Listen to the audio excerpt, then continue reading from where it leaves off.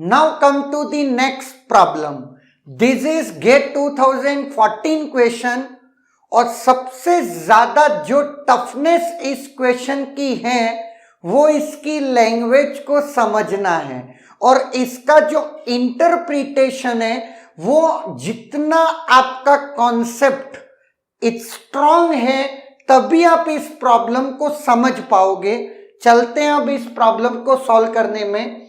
An access sequence of cache block X addresses of length n and contains n unique block addresses. The number of unique block addresses between two consecutive accesses to the same block address is bounded by k.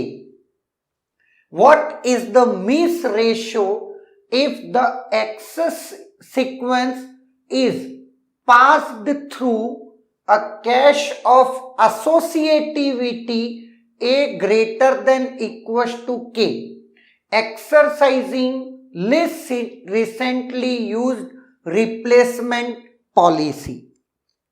शायद हो सकता आपको समझ भी ना आए तो video को पॉज करके कुछ स्टूडेंट्स पहले लैंग्वेज को पढ़ रहे होंगे कि ये बोल क्या रहा है।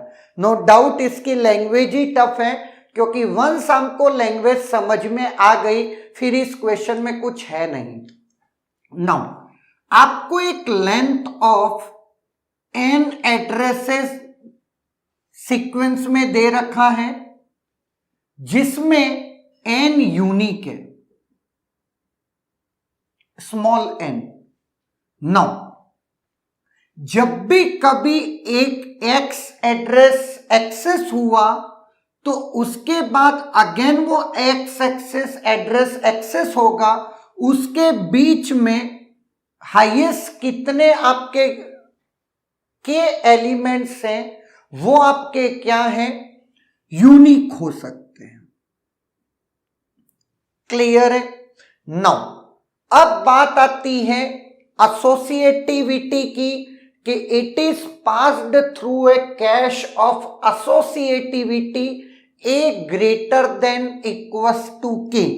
इसका मतलब है कम से कम आपका ए से बड़ा सेट एसोसिएटिव कैश आप यूज कर रहे हो।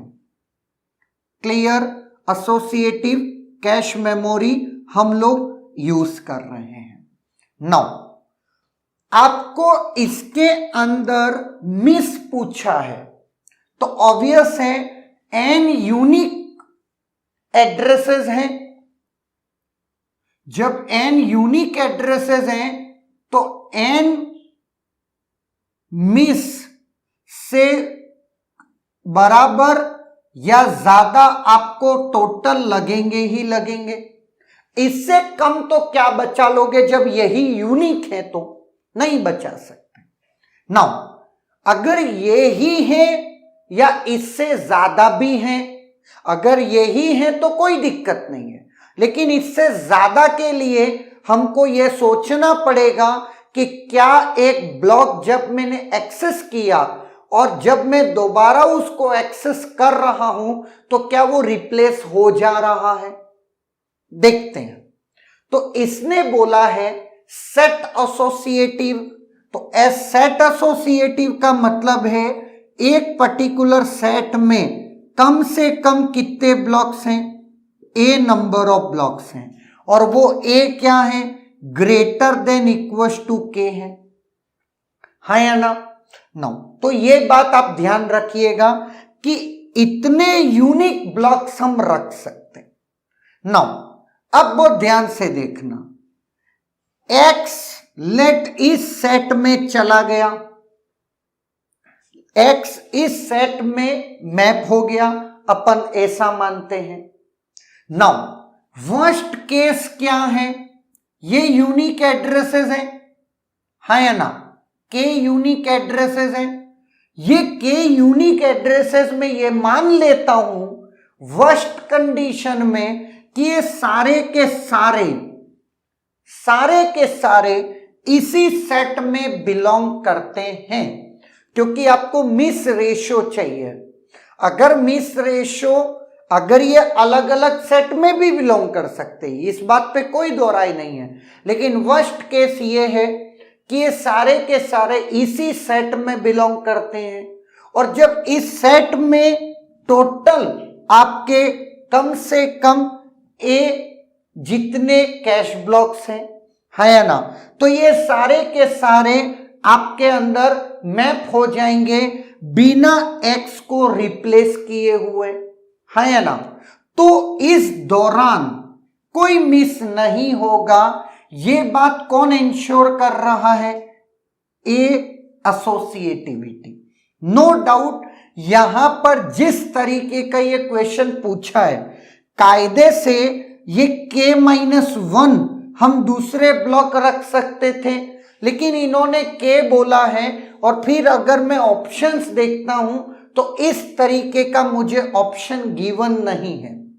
नाउ अब x के अलावा तो मेरे पास जगह k-1 की ही है ना, k की तो नहीं है ना।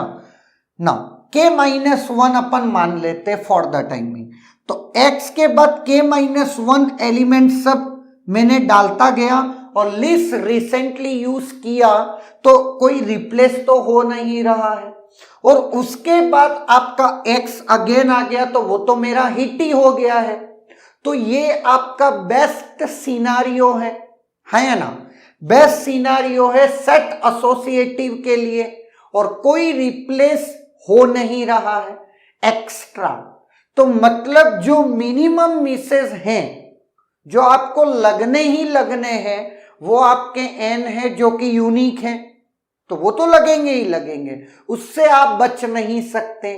तो टोटल ही आपको इतने ही लगने वाले हैं, है या ना। तो यहां पर आपको मिस रेशियो पूछा है तो आप कह सकते हैं n/n, जहां n यूनिक है और n आपकी टोटल एड्रेस लेंथ है, जिसमें आपकी रिपीटेड भी हैं। क्लियर है? और रिपीटेड हैं तो वो हमारे एक्सेस हो रहे होंगे, कोई दिक्कत ही नहीं है। और मैं वर्स्ट केस में इससे कम आप मिस नहीं कर सकते। ऑब्वियसली कैसे कर सकते हो? यहां पर मैंने एक चीज एजम्पशन ली है, क्योंकि मेरे पास कोई दूसरा ऑप्शन नहीं था। वो ये इन्होंने बोला है कि ये k से लिमिटेड है, मतलब x और x को वापस से एक्सेस करने के बीच में k यूनिक रेफरेंसेस में ले सकता हूं। नाउ जबकि k-1 लूंगा तो ही मैं रिप्लेस नहीं करूंगा, अगर k ले लूंगा तो मैं रिप्लेस कर दूंगा। और अगर मैं ऑप्शन करता हूं तो ये तो ऑप्शन है नहीं, है ना। अब ये रही बात आपकी k। आप सारे ऑप्शंस को ऑब्जर्व करोगे, b भी नहीं हो सकता, c भी नहीं हो सकता, क्योंकि उनके कोई सिग्निफिकेंस नहीं है। ऑप्शन को भी आपको ध्यान में रखना है। तो बेस्ट अवेलेबल ऑप्शन आपका कौन सा है? n/N। क्लियर है? यहां मैंने इस क्वेश्चन को आपको इसलिए सॉल्व करवाया है, एक होता है लॉजिक के साथ आप चीजें अभी तक करते आ रहे हो, आपने कॉन्सेप्ट डेवलप किया, लेकिन इस तरीके के क्वेश्चन आपकी थिंकिंग को ब्रॉड करेंगे। क्लियर है? Is there any doubt?